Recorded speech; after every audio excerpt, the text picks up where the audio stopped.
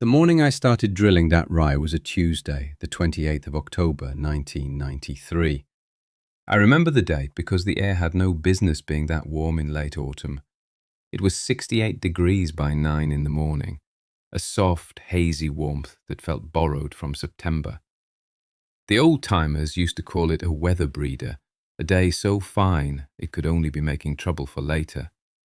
Fog lay low in the hollows, not the cold, sharp fog of November, but a damp, sweet-smelling blanket that the sun was just beginning to burn away. I stood by the machine shed drinking the last of my coffee and looked out over the 40 acres of corn stubble on the north slope. The ground was still dark and damp from a rain 2 nights before, perfect for planting. Too perfect, maybe. That was the trouble. Everything about it felt right, except the calendar. By any modern measure, I was a solid month too late. Winter rye needs to be in by mid-September, late September at the absolute latest, to get a good stand before the ground freezes solid. That's what the books say. That's what the co-op manager tells you when you buy the seed. I'd had that very conversation the day before. I'd driven into town for 100 bushels of cereal rye, and the manager, a good man named Peterson who was younger than my own son, had looked at my order and then at me over the top of his glasses. He was a man who trusted spreadsheets and university extension reports. He had columns of data to back up every piece of advice he gave. He meant well. They always do. He slid the order slip back across the counter. "You know, it's getting pretty late for a cover crop," he said, his voice polite, trying to save me from myself. "Germination's going to be spotty with the soil temperatures dropping. You might be better off saving your money and just drilling some oats next spring." I just nodded. "I'll take the rye," I said. He shrugged, the little sigh of a man who has offered sound advice and seen it ignored. "Your money," he said, and went to get the bags.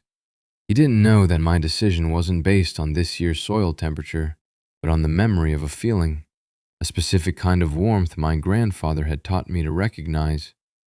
"You don't plant for the weather you have," he used to say. "You plant for the weather that's coming." That Tuesday morning, hooking the old 750 drill to the tractor, I could feel his words in the heavy warm air. The drill was his too, a John Deere from the 70s, nothing fancy. No GPS, no air seeder, just steel and gravity and chains. I'd replaced the discs and the press wheels over the years, but the bones of it were the same. The seed boxes were still dusty from the last time I'd used them. I spent an hour cleaning them out, checking the calibration, making sure the seed would drop in the right rate, about 2 bushels to the acre. I wanted a thick stand if I could get it. As I was filling the boxes, pouring the clean, gray-green rye seed from the bags, I saw a truck slow down on the county road. It was my neighbor from the next farm over, Dave Miller. Dave was a good farmer, a smart operator. He farmed 3 times the acres I did, all with new equipment that was paid for and shining. His truck was always clean, a late Model 4 with not a speck of mud on it. He pulled up to the fence line, shut off the engine, and rolled down the window. He leaned his arm on the sill and just watched me for a minute, a little smile on his face. "Morning," he called out. "Putting in a little cover?" The question was friendly enough, but the tone was all wrong. It was the kind of question you ask a man you think has lost his senses. "Morning, Dave," I said, not stopping my work. "Thought I'd get some rye in." He shook his head slowly, still smiling. "A little late in the season, aren't you? That ground's going to freeze up any day now." It wasn't a question, it was a statement of fact, the common knowledge of every farmer in the county. "Soil's still warm," I said, patting the side of the drill. "It'll catch." He chuckled. It was a good-natured sound, not cruel, but it was a chuckle of absolute certainty. He knew I was wrong. "Well," he said, putting the truck in gear, "I hope you're not out the cost of the seed. That stuff's not getting any cheaper." He gave a little wave and pulled away, his clean truck kicking up a little dust. I watched him go. I knew what he was thinking, what they were all thinking. By noon, the story would be all over the diner in town. "Old man is out planting rye at the end of October. Must be getting sentimental. Must have money to burn. They'd have a version of the story, and the version would grow. He's plowing up his whole farm. He's planting wheat, thinking he'll get a crop before Christmas. The gossip in a small town moves faster than a brush fire, and it's just as hard to stop. I finished filling the seed boxes, climbed onto the tractor, and lowered the drill to the ground. I took a deep breath of that warm, deceptive air. I didn't know yet what the deer knew, or what the ground itself was waiting for. But I was betting 40 acres, 100 bushels of seed, and my own reputation as a sane man on a line my grandfather had written in a notebook 40 years before. I was betting on the coming winter, not the one on the calendar, but the one I could feel gathering its strength just over the horizon. I want to be honest about my reasons. It wasn't just a whim, and it wasn't sentiment, not really. The truth is, I'd been watching the signs all autumn, and they were all pointing the wrong way. The squirrels had been frantic, burying walnuts with a kind of desperate intensity I hadn't seen in years. The woolly bear caterpillars were all black, no brown band in the middle, which the old wives' tale says means a hard winter. My wife said that was nonsense, and she was probably right, but it was one more thing on a growing list. The geese had left a full 2 weeks early, not in their usual lazy V formations, but in long determined lines, flying high and fast like they were being chased. Even the crickets had fallen silent earlier than usual. These were small things, the kinds of observations that modern farming, with its satellite weather forecasts and soil moisture sensors, has taught us to ignore. We have data now. We don't need to look at caterpillars or listen for crickets. We have models that predict the first frost to within a day or two. And all the models, all the data, were predicting a mild, open winter. An El Niño year, they called it. Warmer and drier than average. That's why everyone thought I was crazy. I was planting a winter forage crop in a year that wasn't supposed to have a real winter. But my grandfather, he farmed through the Dust Bowl and the hard winters of the 40s and 50s. He didn't have satellites. He had his eyes, his hands, and a lifetime of paying attention. He believed the land and the animals always knew first.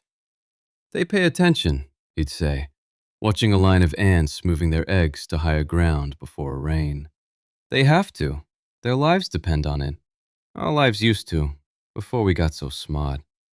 He had this idea about the false heat, as he called it. He said that some years, right at the end of October or the first blush of November, the weather would give you a gift. 3 or 4 days, maybe even a week, of Indian summer that felt real but wasn't. It was a last deep breath of warmth before the cold settled in for good. He said most people saw it as a bonus, a chance to get the last of the field work done, to clean up the garden. But he saw it as a signal.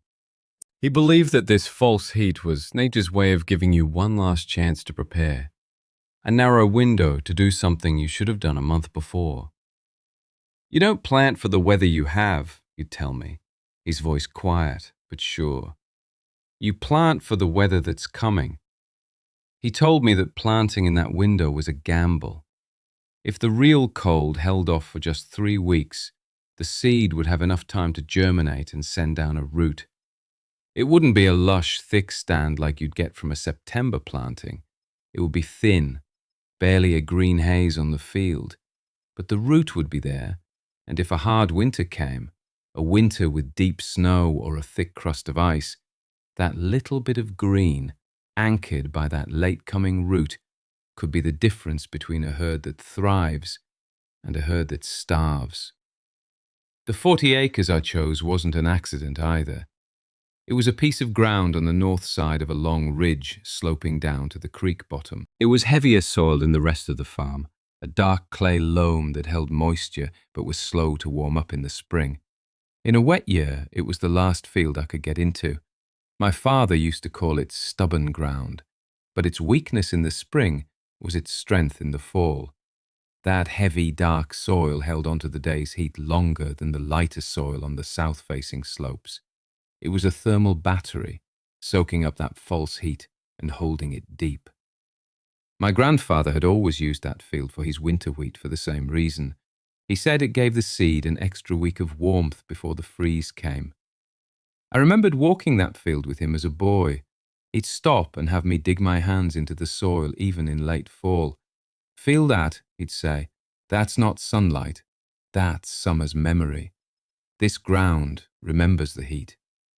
So when Dave Miller said the ground was going to freeze up any day, he was right about his ground. His fields, mostly south-facing and loamy, would lose their heat in a hurry once the cold air moved in. But this piece, this stubborn north-facing slope, would hold on. I was betting on its memory.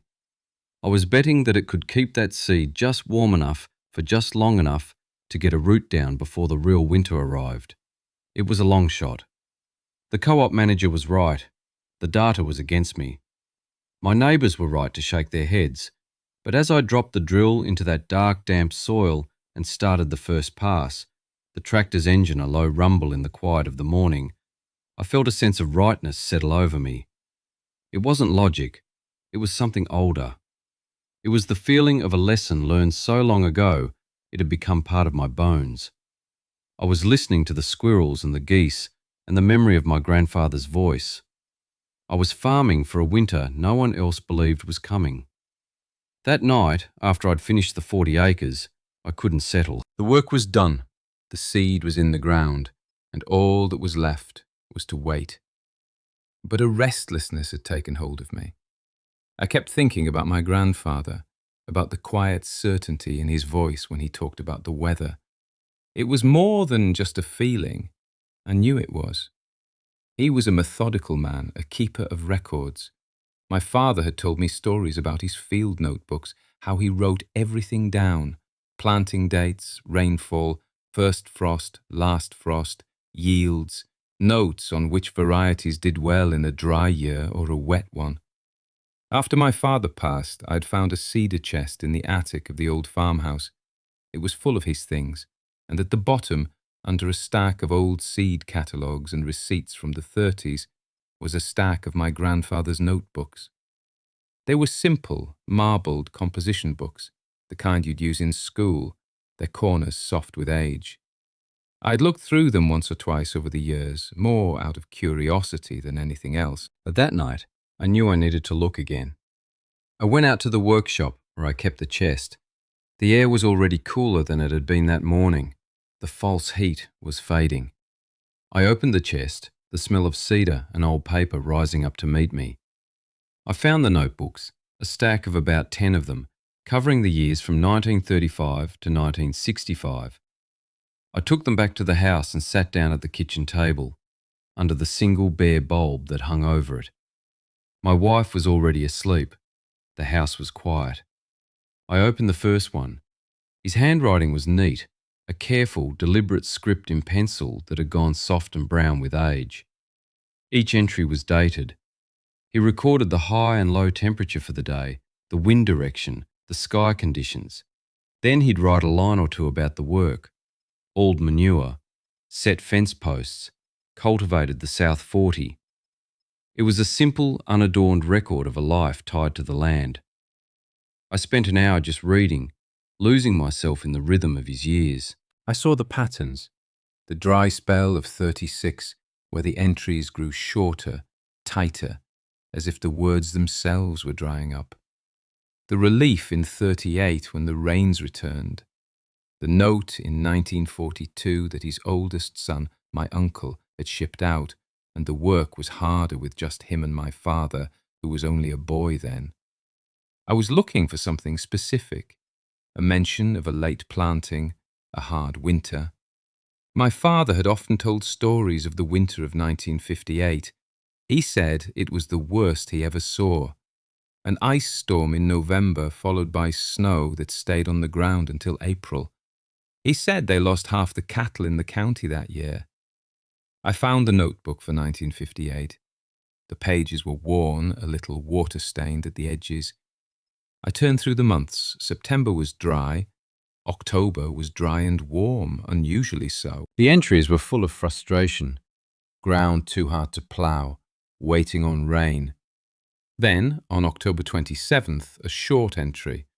Good soaking rain last night, 1 inch in the gauge. And then I saw it. The entry for October 28th, 1958. 45 years to the day before I had planted my own rye. The handwriting was the same, but there was an urgency to it I hadn't seen on the other pages. He'd underlined the date. Waited for the false heat, he wrote. Air is heavy. Planted the North 40 with rye today, same as Pa used to do. My great-grandfather. This knowledge was older than I thought. I kept reading, my heart beating a little faster. The entries for the next few weeks were all about the weather. He recorded the soil temperature every day. He noted the first frost, a light one, on November 10th. Then, a line dated November 20th. Rye is up. Thin, but it is up. He'd made it. The gamble had paid off. The next page was what stopped my breath. An entry from early December. Ice storm started last night. A half-inch of ice on everything. Snow beginning now. Heavy. And then, a few lines down, a sentence that he had circled twice in the faint pencil. Snow by December 1st. Saved the herd. Muck froze solid. That was the key. The muck. The low-lying areas, the creek bottoms, the places where the cattle would normally find forage in an open winter were frozen solid and then buried in snow. The only food they had was the rye on that north slope, the rye he had planted in the last warm days of October. I sat there at the kitchen table for a long time, the notebook open in front of me. I'd read that line before, years ago, when I first found the notebooks, but it had just been words on a page. I hadn't understood the context. I hadn't felt the false heat in the air. I hadn't seen the geese flying south like they were running for their lives. Now, it wasn't just a story. It was a map. It was a set of instructions left for me by a man who had seen this before. He had gambled, just as I had. He had trusted the old knowledge, the feeling in the air, over the evidence of the calendar, and it had saved him. I closed the notebook and put it back on the stack. The restlessness was gone, replaced by a quiet calm. I had my reasons. They were written in pencil, on a yellowed page, in a kitchen, much like this one, by a man who was planting for a winter he knew was coming. The work of planting is straightforward. You get the machine in the ground, you drive in straight lines, and you try not to run out of seed in the middle of a pass. It's the waiting that's hard. For the next 3 weeks, I was out on that field every morning before the sun was fully up, and every evening as the light began to fail. I'd walk the rows, my boots sinking slightly into the soft dirt. I was looking for any sign of life, the first hint of green breaking through the brown. For the first week, there was nothing but the silence of the seed, buried 1.5 inches deep. The weather held, cool and crisp during the day, with temperatures dipping into the 40s at night, but no hard, killing frost. The warmth from that Tuesday was still in the ground. I bought a soil thermometer, a simple probe with a dial on top, and I took the temperature every morning in the same 3 spots. The first few days, it held steady around 50 degrees at 2 inches deep. That was warm enough for germination, just barely. But I knew that clock was ticking. Every day the sun was a little lower in the sky, its warmth a little weaker. The memory of summer was fading from the soil. Dave Miller drove by a few times. He wouldn't stop, just slow down and look out across the empty field. He'd give a little shake of his head and drive on. I knew what he was seeing. 40 acres of wasted time and money. A field of corn stubble with nothing happening. Alone that I started to doubt myself. The quiet confidence I'd felt after reading my grandfather's notebook began to fray around the edges. Maybe the pattern was the same, but the climate was different now. Maybe the seed varieties were different, less hardy. Maybe I'd misread the signs. Maybe my grandfather had just been lucky. On the 10th day, I saw the first sprout. It was so small I almost missed it. A tiny, pale green needle pushing up through the soil. I knelt down, my old knees complaining, and touched it with my finger. It was real. I spent the next hour walking the field, my eyes to the ground, and I found a few more, scattered and lonely. It wasn't the thick, uniform carpet of green you get from a September planting, but it was something. It was life. Over the next week, the field began to change. From a distance, it still looked like bare dirt, but up close, you could see a faint green haze, a promise of what was to come. The rye was growing, but it was slow, agonizingly slow. The soil temperature had dropped into the low 40s, and the plants were struggling, putting all their energy into sending down a root, not into growing tall. We had our first hard frost on the 12th of November. The temperature dropped to 25 degrees. I was out on the field at dawn, a sick feeling in my stomach. The ground was white with frost, and the tiny rye shoots looked brittle and frozen. I was sure I had lost them. But as the sun came up and melted the frost, the little plants perked up, their colour returning. They had survived. They were tougher than they looked. My wife, who had been watching my daily vigils with a patient silence, finally asked the question that was on my mind. We were sitting at the kitchen table one evening, about 2.5 weeks after I had planted. "How many acres are we talking about?" she asked, not looking up from her mending.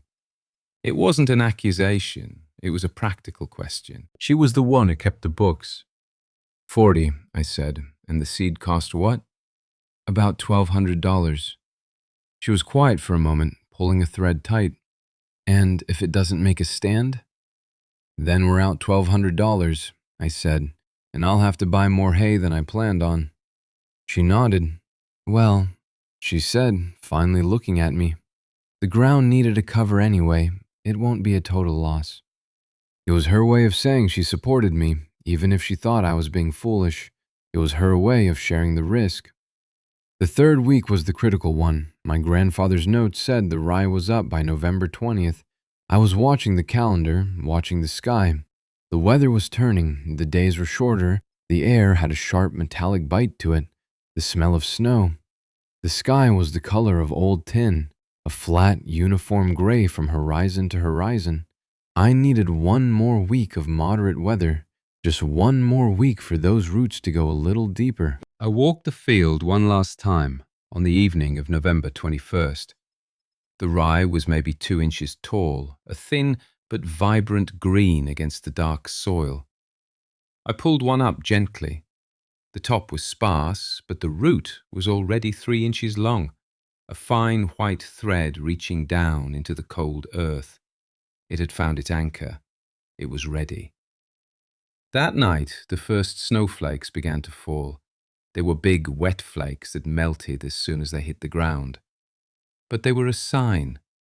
The season had turned. The waiting was over. Now we would see if the old ways were enough. The first sign that something was different, truly different, came not from the sky, but from the woods. About a week after the rye had germinated, I started noticing deer in the field. That wasn't unusual in itself. Deer love young winter rye. But it was the number of them that caught my attention. It wasn't just a doe and her fawns or a young buck passing through. It was a herd, a big one. At least 20 of them, and they were in that field every morning and every evening, like they were keeping an appointment. At first I was worried. They could graze that thin stand of rye right down to the dirt in a few days, and all my work, all my expense would have been for nothing but to fatten up the local wildlife. I thought about firing a shot over their heads to scare them off, but something stopped me. I remembered my grandfather's words. They pay attention. So I watched them instead. I'd take a pair of binoculars and sit in my truck at the edge of the field, just watching. Their behavior was strange. They weren't grazing frantically, tearing the plants out by the roots. They were delicate, methodical. They moved in a line, nibbling just the very tops of the rye shoots, leaving the base of the plant and the crown untouched. Then they would move on. It was almost like they were pruning it, not eating it. They were leaving enough for the plant to survive, and they were calm. Their tails weren't twitching with alarm. They weren't constantly looking up, scanning for danger. They were focused, intent on their work, with a quiet purpose that felt ancient and deeply intelligent. I'd never seen anything like it. After 3 days of this, I knew I was seeing something beyond my own understanding. I called an old friend, a man named Silas Blackwood. Silas is in his 80s now, but he's hunted and trapped this part of the country since he was a boy. He knows more about the woods and the animals in it than any biologist with a degree. He lives in a little cabin back in the hills, no telephone, so I had to drive out to see him. I found him splitting wood, his movements still sure and economical despite his age. I told him about the rye and about the deer. He listened without interrupting, his pale blue eyes fixed on my face. When I was done, he just nodded. "I'll come have a look," he said. The next morning, he was at my farm before sunrise. He didn't come to the house, just parked his old beat-up truck by the fence row of the rye field and got out. He had his own pair of binoculars, old military-issue ones that looked like they'd seen a war or two. He didn't say a word to me, just leaned against a fence post and started watching the field. The deer were already there, dark shapes moving in the grey morning mist. We stood there for more than an hour in complete silence. The sun came up, burning the mist off the field. The deer continued their methodical grazing.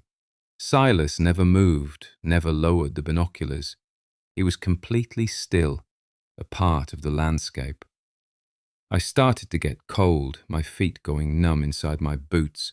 I was about to suggest we go get some coffee when he finally lowered the glasses. He let out a long, slow breath that turned to steam in the cold air.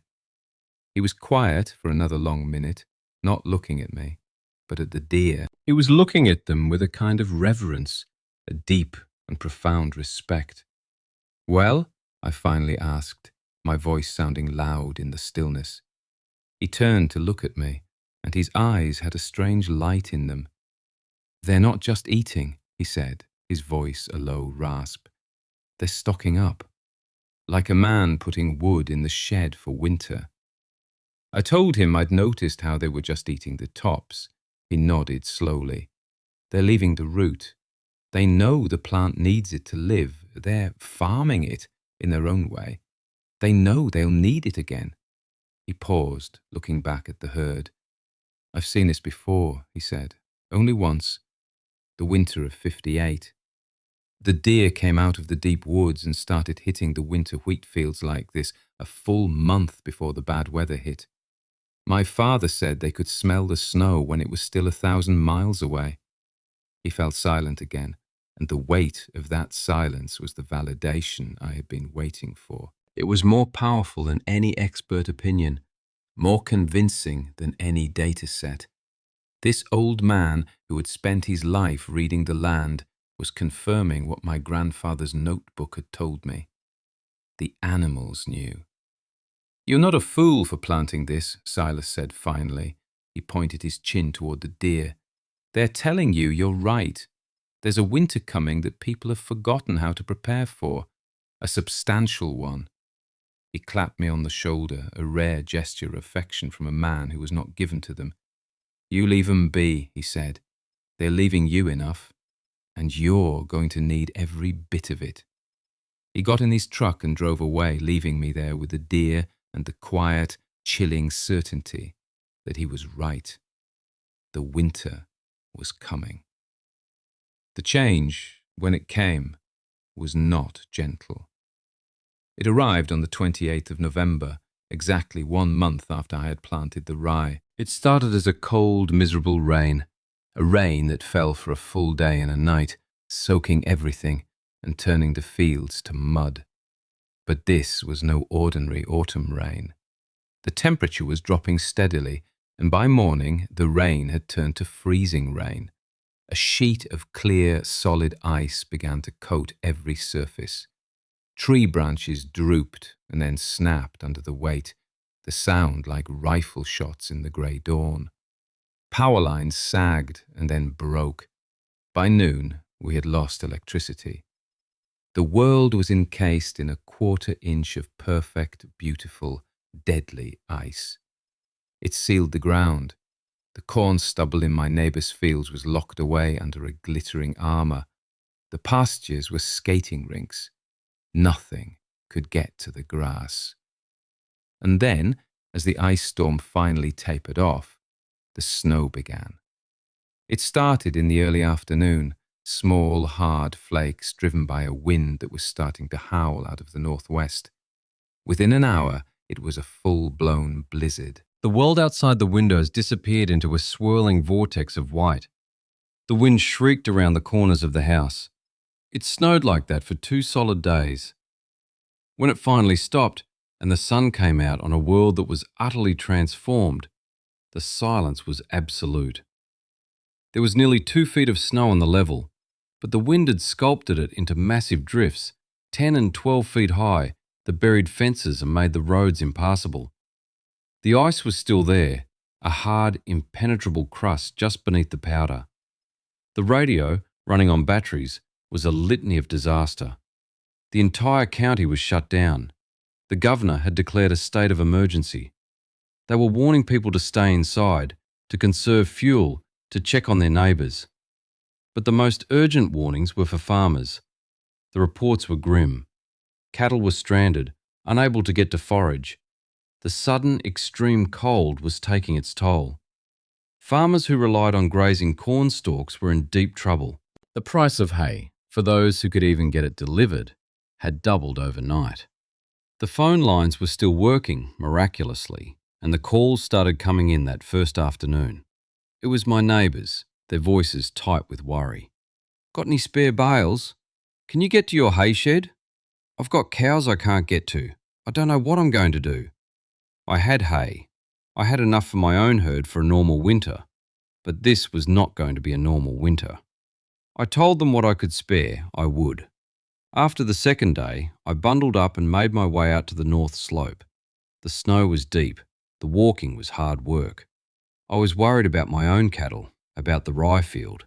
I didn't know if anything could have survived being buried under that much snow and ice.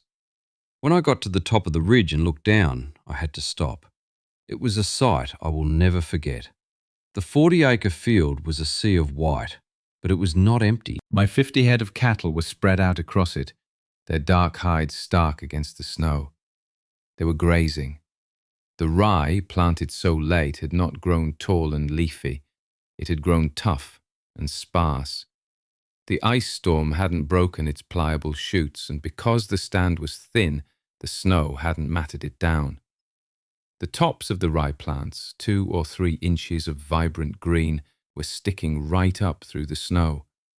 The cattle were using their noses to push away the powdery top layer, and then they would eat the exposed shoots. They could get to the food. They were safe. The deer were there too, on the far side of the field, doing the same thing. They were sharing the bounty, just as Silas had said they would. The vindication was not a feeling of triumph. It was a feeling of profound, bone-deep relief. It was the quiet, simple beauty of a plan that had worked. I stood there for a long time, the cold biting at my cheeks, and I did the math in my head. 50 head of cattle. In this kind of weather, they'd need at least 2 big round bales of hay a day. The price of a round bale had jumped to $70, and you couldn't even get them, so $140 a day. The snow stayed on the ground, deep and crusted, for 6 straight weeks. 6 weeks is 42 days. 42 times 140. That's $5,880. That was the cost of the hay I didn't have to buy. The $1,200 investment in seed had saved me nearly $6,000, but the real proof was not in the numbers on a ledger. It was in the condition of my animals. While my neighbours' herds were growing thin, stressed by the cold and the lack of nutrition, mine were holding their own. They were coming through the worst winter in 50 years, and they were healthy. The land had provided. The old knowledge had been true. The snow held on well into January. The county managed to get the main roads ploughed, but the back lanes, like mine, were still treacherous. The cold was relentless. with weeks of temperatures that never got above single digits. Every day I'd see the big hay trucks rumbling down the highway, bringing in expensive forage from out of state for the farmers who were desperate. And every day I'd watch my own cattle grazing peacefully on the snow-dusted rye. It was late in the month, on a bright, bitterly cold afternoon, when I saw Dave Miller's truck coming slowly up my lane. It wasn't clean anymore. It was caked with road salt and mud, just like everyone else's. He pulled to a stop near the barn, but he didn't get out right away. He just sat there, looking past me, toward the north slope. He watched my cattle for a long time, the engine of his truck idling, a plume of white exhaust rising in the frigid air. I walked over to his window. He rolled it down, and the warm air from his cab washed over me. He looked tired. There were new lines around his eyes. "Dave," I said, by way of a greeting. He nodded, not looking at me. His eyes were still on my herd. They were bunched up, their backs to the wind, methodically eating the rye that poked up through the snow. Then he looked over at his own fields across the road. His cattle were huddled near a hay feeder he'd managed to drag out there, looking thin and miserable. There wasn't a speck of green anywhere to be seen. He was quiet for what felt like a long time. I didn't say anything. I just waited. There was nothing to say. The evidence was right there in plain sight. Finally, he let out a long sigh and turned to look at me. He wasn't smiling anymore. He just looked at me, a direct, honest look. "That rye of yours," he said, his voice low and flat. "It seems to have worked out." That was it. That was all he said. It wasn't an apology. It wasn't an admission that he had been wrong and I had been right. It was just a simple statement of fact. But in the quiet, understated language of men like us, it was everything. It was the concession. It was the acknowledgement. It was his way of saying that he had seen the proof and he could not deny it. "Seems to have," I said, matching his tone. He gave a short, sharp nod. "Well," he said, "just checking in."